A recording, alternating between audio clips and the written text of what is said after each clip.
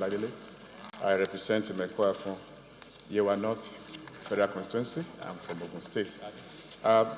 This is the continuation of consideration of report on a bill for an act to establish the Nigerian Financial Intelligence Agency as the central body in Nigeria responsible for receiving, requesting, analyzing, and disseminating financial intelligence report and other information to law enforcement, security, and intelligence agencies and other related authorities and for related matter.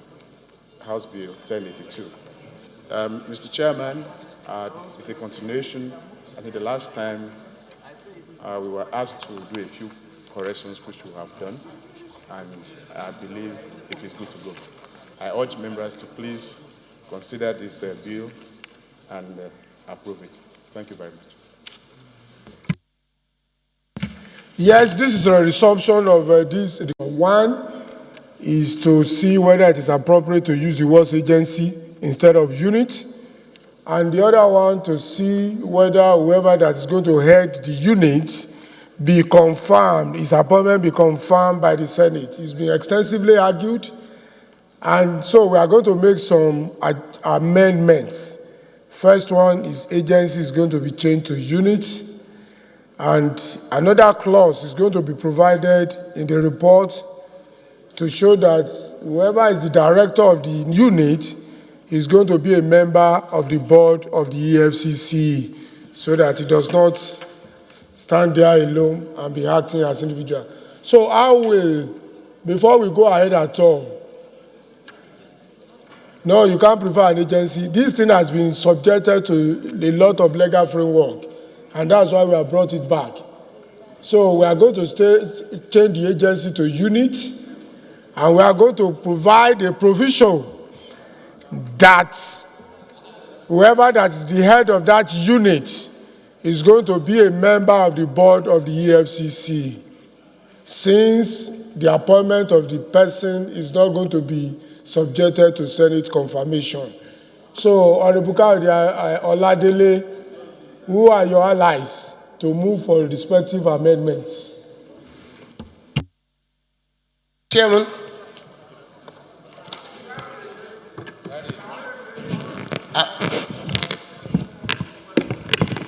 Mr. Chairman, while consultations and deliberation, I hereby move that wherever we see the word agency appear on the bill should be changed to unit in order to meet the standard.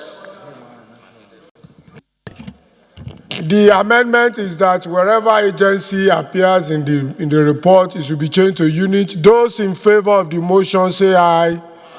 Those against say nay. The ayes have it. But for the case of director to be part of EFCC board. Thank you. And that to be section, the director shall 5.2, it's going to be E now. The 2E, 5.2E.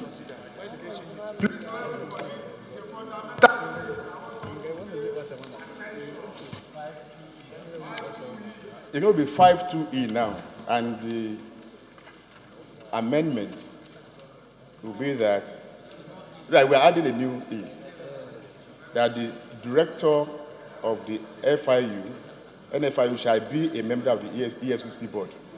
That is it. No, it's not. No, it's not. Anti-corruption visited yesterday, and when he told me the implication of not passing this bill, that means if we refuse in the next few months, our cars are no longer be able to work in other countries of the world. It's important. So that's the implication. But the outlining of this bill is awkward. So I will enjoy our record department to please pay particular attention to the outlining. So what he is trying to do is refer to page 6. Refer to page 6. Clause 5 is found on page 5, part 3, management and staff of the unit. So now go to 5.2. You now have additional provision of E. you have additional provision of E. So let colleagues now hear how you want to couch it before we go ahead to approve the clause. Mr. Speaker. Mr. Chairman, sir.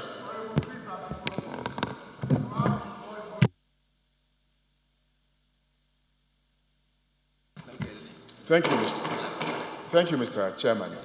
The clause is going to be couched that the director shall, just like 1A, B, C, D, E. E now shall be a member of the Economic and Financial Crimes Commission Board. That's it. So the provision, no, clause 3, clause 4, clause 4, Sylvester. Aja is on clause 4 too. 4E is very fundamental. That's one of the core functions of a financial intelligence unit. And I would urge the House to retain it. Thank you. Unless appointed by the president. If we have agreed that it is a unit, I think then the appointment should not go to Mr. President. And 5.5. And 5.5 says that 5.5 said, notwithstanding the provisions of subsection 4 of this section, the president, again, may remove the director from office. Because I don't want us to have conflict with the public service rule again. If is designated as a director, then it will come into conflict with the public service rule. The issue of nomenclature, just like the rally said, our FIU is a member of the other FIUs all over the world. And we have 156 countries. If Nigeria refuses to do that, it will be 1 out of 156 countries. That is how it is done. That is the practice. And from listening to the argument, I think Ajia has a good point. It says that everybody is saying it's just nomenclature. But nomenclature can be very important. Nomenclature can change the interpretation and the entire substance of a law. Because the word unit suggests that you are under an agency or somebody else. So to bring, the structure of government, to bring the president down all the way to appointing somebody at the unit level, it does not really smack well of a true character of the structure of our government. So, but if from what the chairman of the EFCC is saying, there are 150-something countries that have these units, I think this particular might be worth stepping down for him to furnish us with evidence. He didn't say whether in those 150-something countries, it is their president that appoints the head of the unit. He didn't say so. He just said that there are 150-something who have who have these units. But are the head of those units appointed by the president? That is really the issue. It's a very germane point that we shouldn't dismiss. And I think we should get more information on what is done, international best practices all over the world. What the House leader said, it's about nomenclature, but we all know globally, FIUs are standalone agencies, whereby every other law enforcement agency go to them to extract information. And that it requires the automatic appointment of Mr. President. If he stands alone, immigration, drug law enforcement agencies, everybody will apply to get records from them. They're not into enforcement. They provide intelligence to everybody. Do you understand? To everybody. It's a unit on its own. Some put it under their central bank or federal reserve. Some put it other places. Or it gathers financial intelligence and make it available to everybody. And that's why we're saying it shouldn't be under EFCC, like any other agencies. Because EFCC will stop DSS, stop NDLE, stop other people. We don't want it to be a property of EFCC. That's why they wanted to be a standalone agency on its own. Sir, I want to lend my voice to the last speaker. But what is important is that I think our colleagues, including the leader, are making a mistake.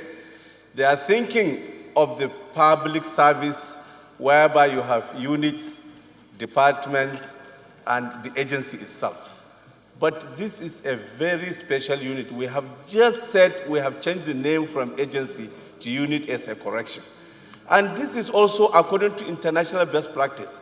It is called a unit because it is supposed to be like a rapid response in trying to gather financial institutions. So it's a nomenclature in reality, but it is so robust. Therefore, we are not going through the hierarchy of public service. This is a special thing, so please, sir, I think they are mistaken. We should just carry this on. Thank you. Okay, MS.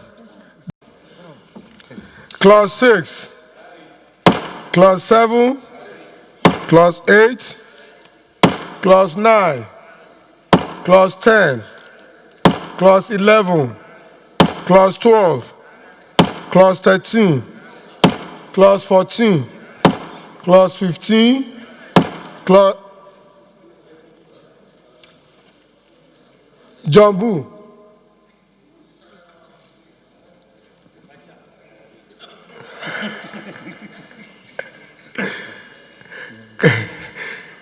Are you being distracted by Rita, or Rita is distracting you, or you are distracting Rita? Which one?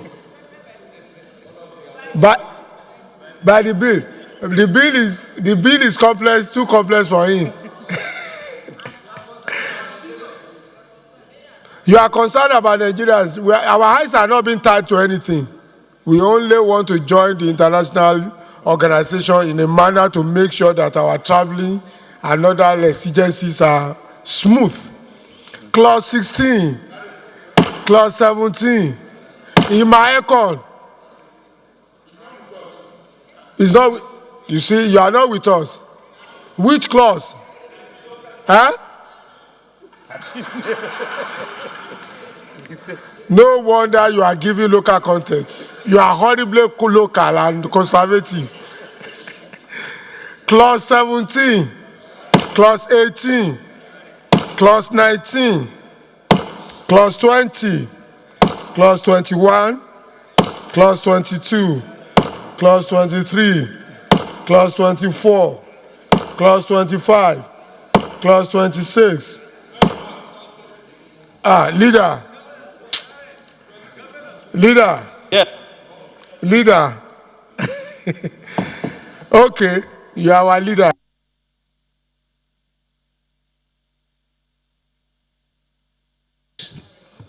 Regulations as necessary or expedient for the efficient implementation of the provision of this bill. I just wanted us to examine this provision very carefully, that the Attorney General may make regulation as a necessary or expedient for the efficient running. On the face of it,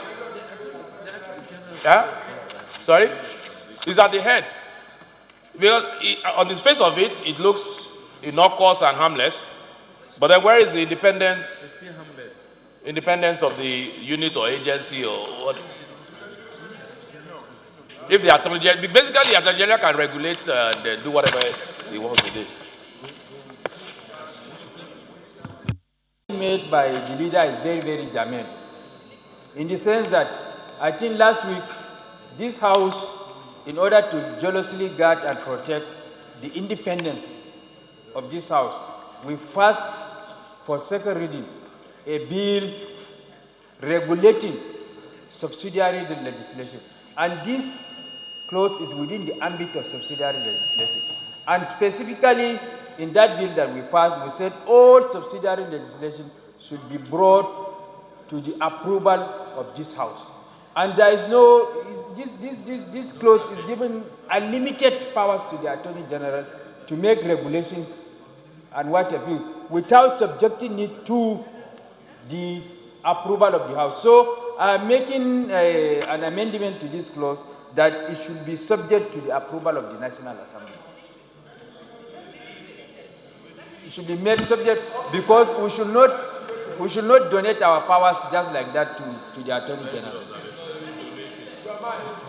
Thank you. Motion say aye. Those against say nay. This casino man, the eyes have it. So we have rescinded the earlier decision of approving that clause, and it's been accordingly deleted. 26. Clause 26. 27. Clause 27, no, it will be corrected in the record. Let's just continue. Clause 27, please be vigilant now. Ajia, clause 27. Clause 27 is on page 114. Carried.